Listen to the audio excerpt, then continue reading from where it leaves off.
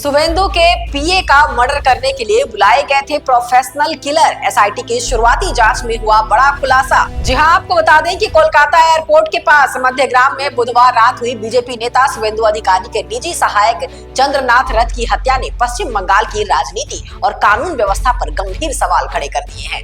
Reports के मुताबिक शुरुआती जांच में पुलिस को ये मामला किसी सामान्य आपराधिक वारदात से कहीं ज्यादा सुनियोजित और पेशेवर तरीके से अंजाम दिया गया हमला लग रहा है।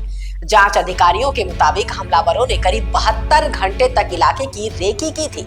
इसके बाद बुधवार रात करीब 10 बजे चंद्रनाथ रथ की एसयूवी को रास्ते में रोककर बेहद करीब से गोलियां बरसाई गई। बुधवार की रात को हुए इस हमले में 38 वर्षीय चंद्रनाथ रथ की मौत हो गई, जबकि गाड़ी चला रहे बुद्धदेव बेरा गंभीर रूप से घायल हैं। पीछे की सीट पर बैठे मिंटू नाम के शख्स ने झुककर अपनी जान बचाई। फिलहाल उससे पूछताछ की जा रही है। पुलिस के अनुसार हमलावर कम से कम 4 थे और 2 मोटरसाइकिल पर सवार होकर आए थे। उन्होंने पहले एक सिल्वर रंग की हैचबैक कार से रथ की गाड़ी का रास्ता रोका और फिर फ्रंट पैसेंजर विंडो से ताबड़तोड़ फायरिंग कर दी। हमलावरों ने कुल 8 राउंड फायर किए। इस्तेमाल किए गए हथियार क्लॉक 47 इंटू जैसे सेमी ऑटोमेटिक पिस्टल थे, जिन्हें आम अपराधियों के बजाय प्रशिक्षित शूटरों से जोड़ा जाता है।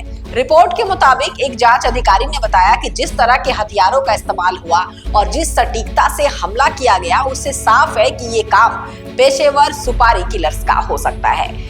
घटना के बाद हमलावर अलग अलग दिशाओं में फरार हो गए। एक बाइक एयरपोर्ट की ओर भागी, जबकि दूसरी बाइक बट्टू या राजा राहट की तरफ गलियों में के रास्ते से निकल गई। वारदात में इस्तेमाल की गई हैचबैक कार बाद में सहारा ब्रिज के पास लावारिस हालत में मिली। पुलिस ने एक मोटरसाइकिल भी बरामद की है। जांच में ये भी सामने आया है कि कार और बाइक दोनों पर लगे नंबर प्लेट फर्जी थे।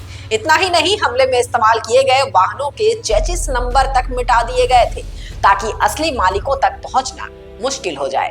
जिस नंबर प्लेट का इस्तेमाल किया गया था वो उत्तर बंगाल के एक चाय बागान कर्मचारी विलियम जोसेफ की गाड़ी से मेल खाता था। हालांकि पूछताछ के बाद पुलिस ने साफ कर दिया कि उसका इस हत्याकांड से कोई लेना देना नहीं है। पूरे मामले की जांच अब सीआईडी के आईजी अनूप जायसवाल की अगुवाई में गठित एसआईटी कर रही है। इसमें इंटेलिजेंस ब्रांच, एसटीएफ और बारासात पुलिस के अधिकारी भी शामिल हैं। घटनास्थल से खाली कारतूस और जिंदा गोलियां बरामद की गई है, लेकिन हत्या के पीछे की असली वजह अब तक साफ नहीं हो पाई है। सीसीटीवी फुटेज ने जांच को अहम दिशा दी है। करीब 50 सेकंड के फुटेज में देखा गया कि रात 10 बजे silver hatchback Sheikh Mujib road में दाखिल होती है।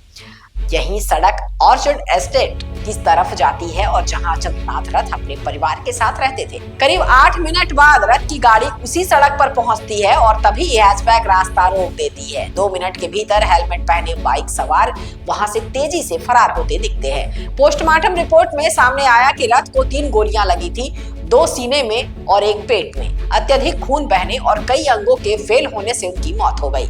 अस्पताल पहुंचने से पहले ही उनकी सांसें थम चुकी थी। बीजेपी नेता शुभेंदु अधिकारी ने इस हत्या को पूरी तरह सुनियोजित बताया।